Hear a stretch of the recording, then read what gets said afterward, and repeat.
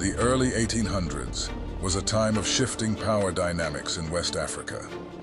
At the heart of this change stood two powerful forces: the Ashanti Empire, a dominant kingdom known for its centralized authority, vast wealth, and skilled military, and the expanding British Empire, seeking to control key trade routes along the West African coast.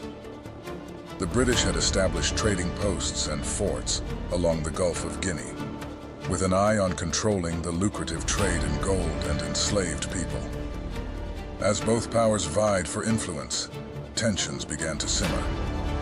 The Ashanti controlled much of the interior, while the British presence along the coast threatened their sovereignty. To the British, the Ashanti were a force to be reckoned with, but one that needed to be tamed. And for the Ashanti, the British represented an encroaching empire, threatening their dominance over vassal states and their vital trade routes.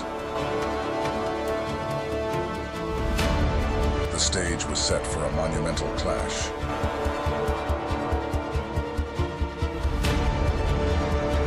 The tipping point came in 1823 when Sir Charles McCarthy, the British governor, made a bold and fateful decision. Determined to assert British dominance and protect trade interests, McCarthy rejected Ashanti claims over the southern Fante states. His refusal to recognize Ashanti authority and influence set the stage for war.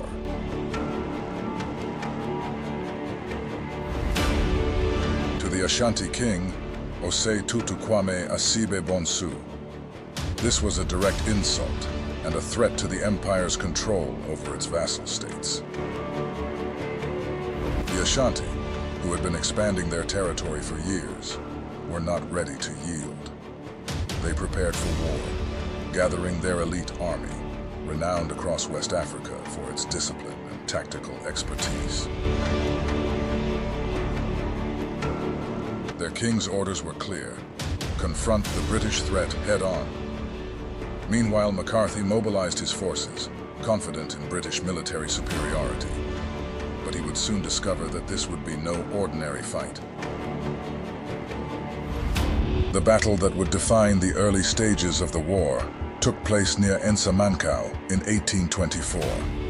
Sir Charles McCarthy, leading a British force into Ashanti-controlled territory, underestimated the Ashanti warriors' familiarity with the land and their formidable guerrilla tactics. The British advanced cautiously through dense, unfamiliar forest terrain, their red uniforms standing out starkly in the dark green jungle. Suddenly, the Ashanti launched a surprise attack. Using the cover of the forest, they ambushed the British, cutting off their retreat and overwhelming them. The ferocity of the Ashanti warriors took the British by surprise. Musket fire filled the air, and the jungle echoed with the sounds of clashing weapons. McCarthy, surrounded and out of options, was captured and killed. His skull was taken as a war trophy and displayed by the Ashanti, a powerful symbol of their dominance. The defeat was devastating, a sobering reminder to the British of the Ashanti's military strength.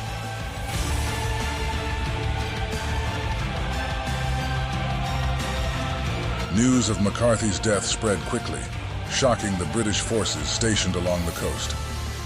In response, the British called for reinforcements, determined to avenge their fallen leader and reclaim their lost territory. Ships carrying fresh troops arrived on the coast, bringing with them soldiers from other British colonies.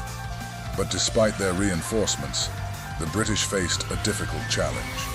The war would drag on for several more years, with neither side able to secure a decisive victory. The Ashanti, familiar with the land and skilled in guerrilla warfare, used the forest to their advantage. They engaged the British in a series of small, scattered skirmishes, avoiding direct confrontation in open battle. The British, frustrated by the difficult terrain and the Ashanti's tactics, struggled to gain the upper hand. What had begun as a confident march into Ashanti territory had now turned into a protracted, exhausting stalemate. By 1831, after years of fighting, Both sides were weary of the conflict. The British, realizing that they could not easily defeat the Ashanti without sustaining significant losses, sought a diplomatic solution. Ashanti leaders, while successful in maintaining their independence, recognized that continued warfare would threaten their economic stability and their control over the region. In a series of tense negotiations, the British and Ashanti came to a mutual agreement. The treaty signed in 1831 ended the war, with the Ashanti retaining control over their empire and the British maintaining their coastal forts and trade interests. Though the conflict was over, the peace was uneasy. Both sides understood that while the immediate war had ended, the tensions that caused it remained unresolved.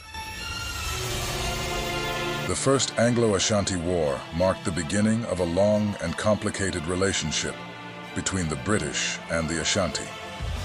Though the Ashanti successfully defended their empire and maintained their independence, the war left deep scars on both sides. The British would continue to seek influence in the region, while the Ashanti, ever vigilant, remained a powerful force in West Africa. But the war's legacy didn't end with the signing of a treaty. It set the tone for future conflicts between the two powers, leading to several more Anglo-Ashanti wars over the course of the 19th century. Today, the story of the Ashanti's resistance against British imperialism is a key chapter in the history of Ghana, a reminder of the strength and resilience of the Ashanti people. The First Anglo-Ashanti War was not just a battle over territory. It was a war for dominance, for control, and for the future of a region that would one day become modern Ghana. The Ashanti's ability to stand up to one of the world's most powerful empires remains a symbol of their determination to protect their kingdom. As we look back on this pivotal conflict, we see not just the clash of empires, but the shaping of a nation's future. The echoes of the First Anglo-Ashanti War continue to resonate today, a testament to the resilience of a people who refuse to be subdued. If you're new here, don't forget to subscribe and hit the notification bell so you never miss out on any updates from me. Let me know if you enjoyed this video. If you like contents of this nature, then like and subscribe to this channel for more of such contents. Kindly turn on the notification bell so that you get notified the moment I upload any video. See you in the next episode. Thank you.